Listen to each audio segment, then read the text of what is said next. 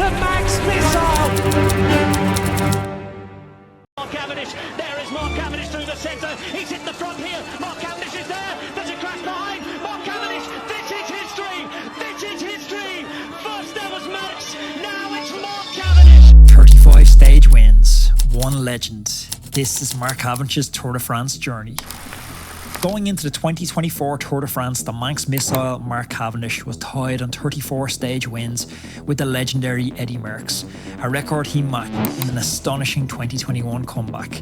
The cycling world eagerly awaited to see if Cavendish could clinch his 35th win and become the most prolific stage winner in Tour de France history. Born on the 21st of May 1985 in Douglas, the Isle of Man, Mark Cavendish seemed destined for a life on two wheels. Growing up, cycling was more than just a pastime for him. It was part of his daily life. I do remember my first race. It was at a local league on the Isle of Man. I was on my BMX and I was racing against people with mountain bikes and road bikes, and I was dead last. I had a big red helmet on and I was dead last. And I can even remember my mum laughing at me. Like, she's like, you just look like you're on a Sunday stroll, you know? I said, well, if I have a bike with gears like the others, you know, maybe I can do something. And I asked, like, I said, please, for my birthday, I want a bike with gears. And I got this purple rally mountain bike for my birthday. The British Cycling Academy, that played a huge role in Cavendish's development. It gave him a supportive environment where he made lifelong friends like Bradley Wiggins. Cavendish was known for his fast-twitch muscle fibres, and he excelled in explosive events. In 2005, he secured his first world title alongside Rob Hales, as they were crowned Madison World Champions. Under the guidance of amazing coaches like Rod Ellingsworth, Cavendish's talent was nurtured and refined. Cavendish progressed through the GB Development Academy, and during the 2004 and 2005 years, Ellingsworth provided crucial guidance and motivation to help Cavendish shed nearly 15 kilograms as he transitioned to become a road cyclist. And so his professional cycling career began in 2005 with a little-known team, Team Spark Ice. These were a feeder team for Team Mobile. His breakthrough, it came quickly with them, and he won the final stage at the Tour of Berlin. By 2006, his impressive performances had earned him a spot on the main squad, Team Mobile. This marked the start of his ascent into the professional cycling world. However, in the lead up to the 2007 Tour de France, Cavendish's new team, Team Mobile, well, they were embroiled in turmoil after the superstar on the roster, Jan Ullrich, was implemented in Operation Puerto.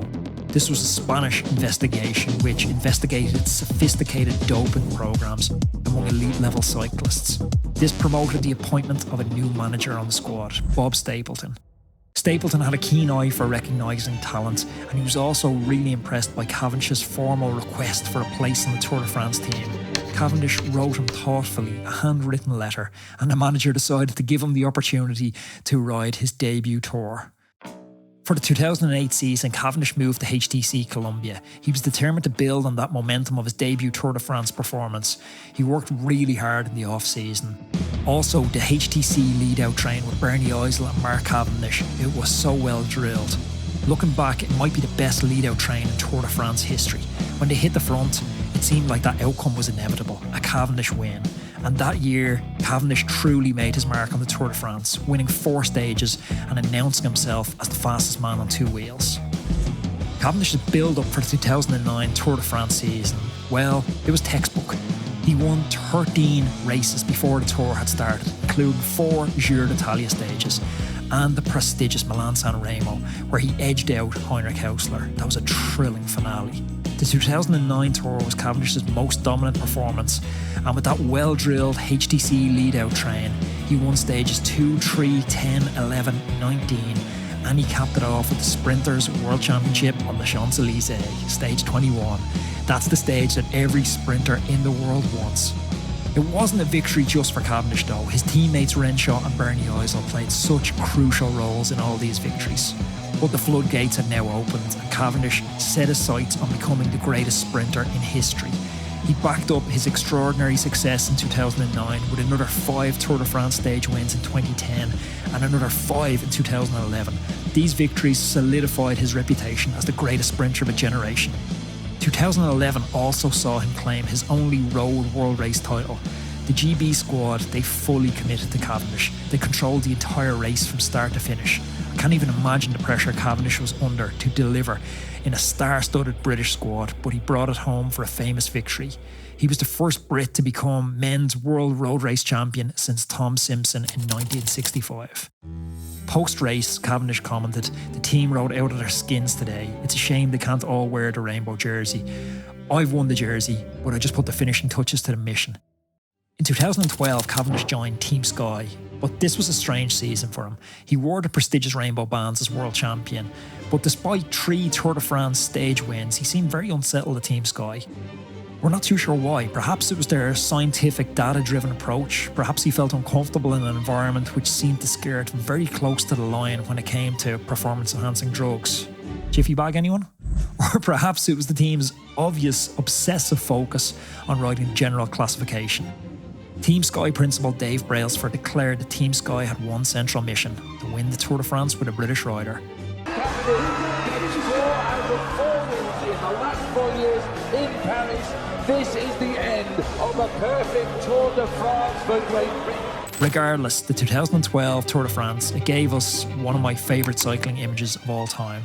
The Tour de France winner, Bradley Wiggins, leading out his old academy mate, the fastest man in the world, Cavendish, on cycling's most famous boulevard, the Champs-Élysées. A more iconic Tour de France image I can't recall. This would also be Cavendish's 4th time in a row where he won the famous sprint battle on the Champs-Élysées. The Tour de France in 2012 also taught us a lot about Cavendish. It taught us about his love for the sport and his respect for cycling's old traditions. Multiple times throughout the 3-week race, we've seen Cavendish take on the humble position of domestique for Bradley Wiggins, ferrying bottles from the team car in his rainbow jersey. But Cavendish's stock was too high, and this part of his career was too important for him to be stuck in an environment he wasn't 100% happy in. So in 2013, when Patrick Lefevere came knocking, Cav was ready to move on. He jumped at the opportunity to ride for one of the most successful teams in pro cycling, Lefevere's Omega Pharma Quickstep. Cavendish has remarked that this period of his life was the happiest in his pro cycling career. Cav didn't have it all his own way anymore though. The dominant HTC era, that was in his rearview mirror. There was new fast men on the block, new challengers, Marcel Kittel, Andre Greipel. In 2013, Cavendish only won 2 stages, a remarkable feat for most riders, but it felt like a decline for him. He was beaten by Kittel on the Champs-Élysées as well. This really highlighted how intense the competition had become for the fastest man in the world. In 2014, Cavendish felt like an underdog. He worked like an underdog. His motivation was never higher. The Tour de France Grand Depart was in the UK, and to add even more motivation to that, if he needed it, the first stage was finishing in Cavendish's mum's hometown, Harrogate. 2015 was a tough year by Cav's high standards with only 1 stage win, a stage 7 sprint where he bested German Andre Greipel and the charismatic Peter Sagan. Cavendish left Quickstep under a cloud of tension. In 2016, Cav got the band back together again. He reassembled the core of his HTC lead-out train at a new team, Dimension Data, with Bernie Eisel and Mark Renshaw fully committed to the Manx missile. The result? Well, it was spectacular. Cav was back to his brilliant best, winning 4 stages in vintage form.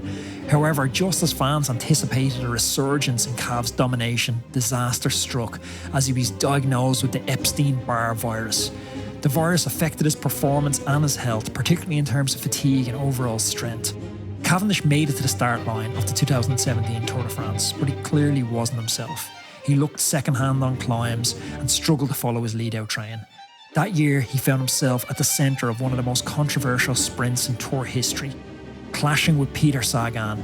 Sagan forced him into the barriers at high speed, and Cav was fortunate to walk away without life-changing injuries. Sagan, well, he was subsequently disqualified from the Tour de France. In 2018, he missed the time cut for the first time in his career on stage 11 of the Tour de France. By 2019, it seemed like the cycling world had lost faith in Cav. A 2020 move to Bahrain McLaren, that did little to lift the dark cloud over Cavendish, and he wasn't selected for the Tour de France squad again. This is a rider with 30 Tour de France stage wins we're talking about, and he's left at home, isolated and feeling discarded. In a now iconic interview after Gent-Wevelgem, Cav broke down in tears. That's perhaps the last race to make for Rio now. Cavendish was just 5 stage wins away from the all-time Tour de France record. Cav found himself calling team after team, begging for a contract for the 2021 season. This must have been incredibly humiliating to try and sell himself. He was selling himself as if he was a neo-pro, but every phone call he was met with rejection, one after the next. Until one person took his call and accepted, his old boss, Patrick Lefevre. Lefevre decided to take a gamble and he signed Cavendish for the 2021 season, but he didn't sign him as a superstar and he didn't sign him on superstar wages. Cavendish was to be paid like a neo-pro and earn minimum wage. Going into the 2021 Tour de France, Cavendish wasn't guaranteed a spot. However, a last-minute injury to star sprinter Sam Bennett paved the way for Cavendish's return. He seized the opportunity with both hands, delivering one of the greatest comebacks in sports history. On stage 4, as the lone breakaway was swallowed up late, Cavendish kicked, nose in the wind, he won. Guess what? Cav is back. His stage 4 win opened the floodgates, leading to victories on stage 6 and 10. Cavendish was now just one win short of tying Eddie Merckx's record.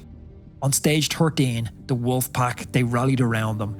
They seen the Flamme Rouge, they got organised, they executed a flawless lead-out, delivering Cavendish to immortality, securing his 34th Tour de France stage win and tying the legendary record. In 2022, the cycling world waited to see if Cavendish could stand alone with 35 Tour de France stage wins. Despite his impressive performance in 2021, where he equalled Eddie Merckx's record of 34 Tour de France stage wins, the team management felt that up-and-coming sprinter Fabio Jakobsen was the best option for sprinting success in 2022. 2023 was billed as the last dance for Cavendish, a one-year contract at Astana, Kazakhstan, aimed at breaking the Tour de France record.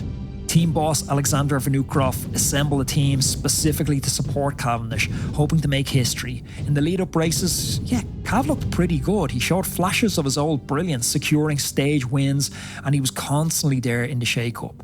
The anticipation was palpable as the Tour de France approached. And then tragedy struck on stage 8 when Cavendish was involved in a crash that forced him to abandon the race. The dream of breaking the record shattered. The cycling world watched in disbelief as a heartbroken Cavendish left the Tour de France, this time in an ambulance. It was a devastating moment for fans and for Cavendish himself, who'd worked so hard for this chance. And then, the announcement. We were going to get one more year, one more chance, a final dance. Cavendish cited his love of racing and feeling valued by the team as the major factors in his decision to continue for another year. Astana took the preparation up a notch for 2024. The entire roster and the backroom team focused solely on the record. Training, nutrition, aerodynamics, all tailored for one specific goal. And on stage 5, it happened. Cavendish, he bumped, he shouldered, he cajoled, he manoeuvred his way through the bunch, he opened up his sprint, and he trademark went to the barriers to close it out. He's made history. The most successful Tour de France rider of all time, 35 stage wins. The journey of Mark Cavendish, it's testament to the resilience and passion and undying spirit of a champion.